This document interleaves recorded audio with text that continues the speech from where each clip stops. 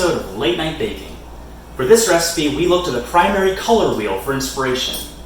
Any guesses? If you couldn't tell from the color of my outfit, or from the title of the video that you surely clicked on in red, we'll be making a red velvet cake, which will henceforth be known as the Reid velvet cake for the rest of the video. To start, preheat that oven to 350 degrees, then mix your dries. Take your cake flour. Oh look, even the box is red. You're gonna get 3 cups of that, throw it in your bowl. 2, 3. That's it for this box. 1 teaspoon of baking soda. And then 2 tablespoons of cocoa powder.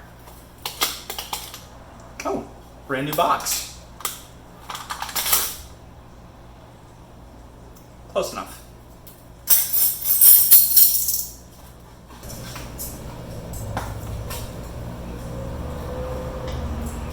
This is actually the most a container's ever opened in one go. Usually just the tab rips off, and I have to spend a few minutes carefully carving the rest of this away. So this is actually great progress. Whisk it together,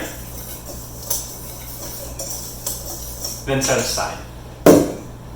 Now we're going to take 1 stick of softened butter, room temperature, as well as 2 cups of sugar, and mix that together.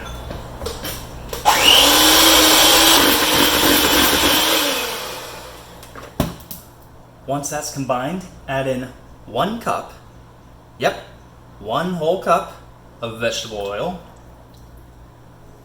Then separate 4 eggs. Take the yolks. Oh, look at that. One of the yolks is broken. That's alright. We're all a little broken. And just like in real life, it won't make a difference in the grand scheme of things. So throw those in your bowl. Then add 1 teaspoon of vinegar. Let's forget you saw that. And a nice, healthy tablespoon of vanilla. Oh, that smells so good. Later. And mix that all together.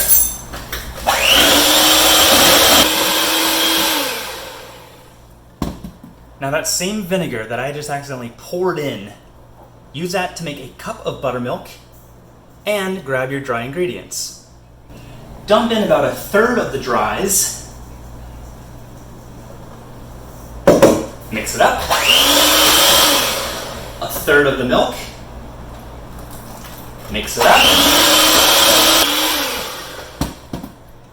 And continue alternating till they're gone.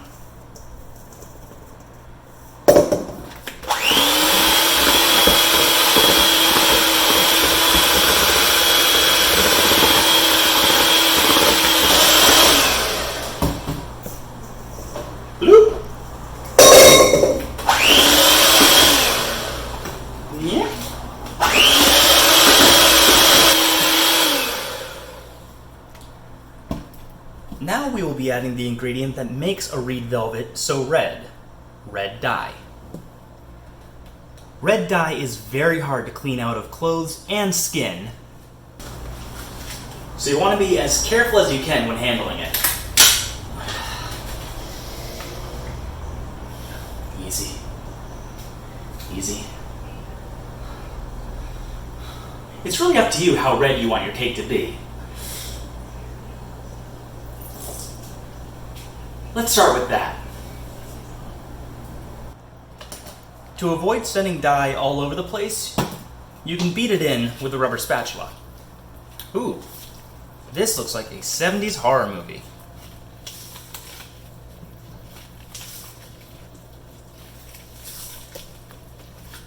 I think it needs to be a little more red. Throw caution to the wind.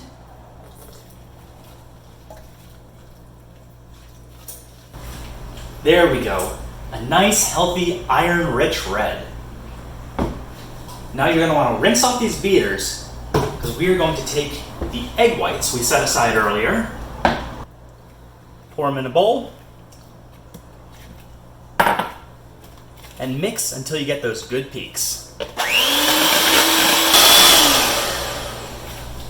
Now, to make stiff peaks appear in egg whites actually takes several minutes, but through the magic of editing, it looks like it only took a few seconds.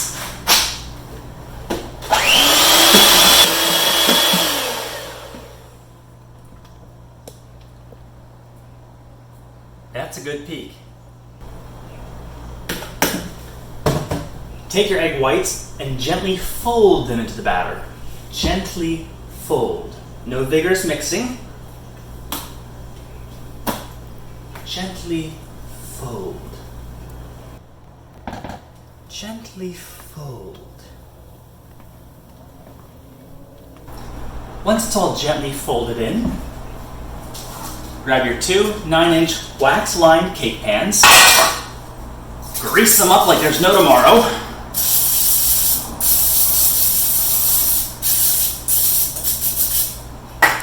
and divide the batter evenly.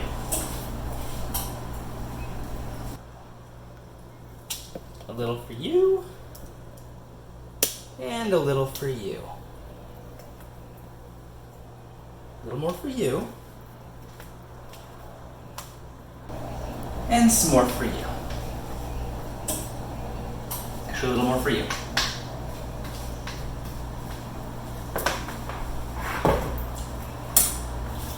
Now, let the cakes fall. Wish I still had my gloves on.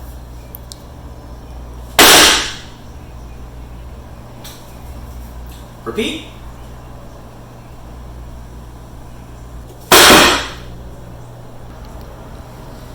Then put your damp cake strips on through the power of jump cutting and throw these in the oven for about half an hour.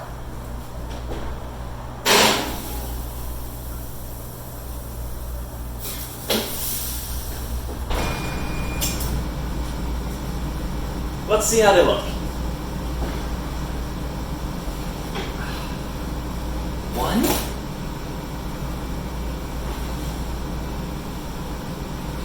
2, and the fork.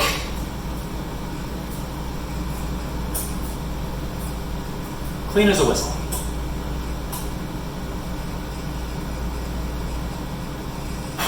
Close enough. We're going to let these cool completely and come back to them later for the cream cheese icing. The cakes have now cooled. Fun fact, the disaster of Thanksgiving 2009 was caused by a Reid velvet cake not cooling completely before it was iced. That's a lesson you never forget. Speaking of icing, you put this aside for the moment so you can work on the cream cheese frosting. Get your bowl, get a block of cream cheese, throw it in. Get a stick of butter, throw it in. Get a block of cream cheese, throw it in. And mix it all together.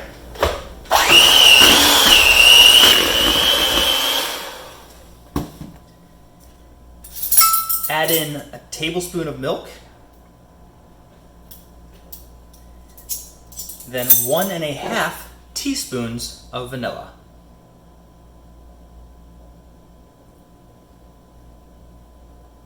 Oops, oh well. A little extra vanilla never hurt anybody. Then a whole lot of powdered sugar. About 3 cups of powdered sugar works. Just have to eyeball it. Depends on how sweet you like it. Oh, this is gonna get messy. Woo! Snowstorm.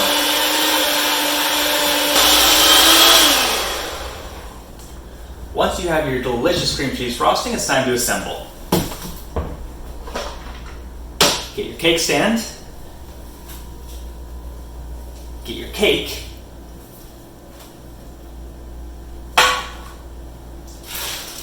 Place it right in the middle.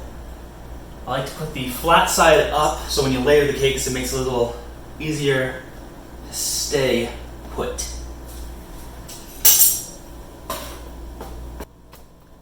Get a nice heaping amount for that middle layer. Spread it nice and evenly.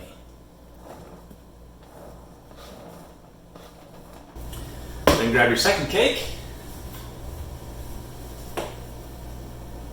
Pop right out. Place it on top of the first. Oops, oh well. Press it lightly. Then finish frosting. Finish putting all that icing right on top.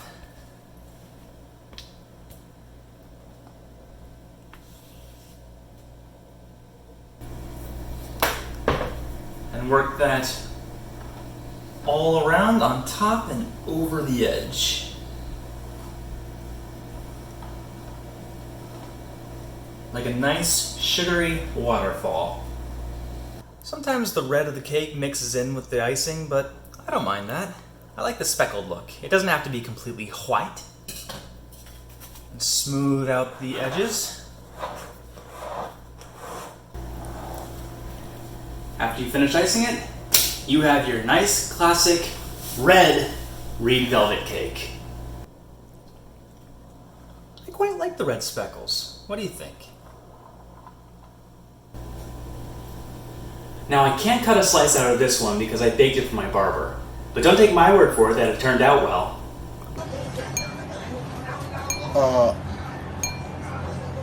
It was really good. Another satisfied customer. I hope you enjoyed watching this Reid velvet cake come to life, and I hope that you all have a very good late night.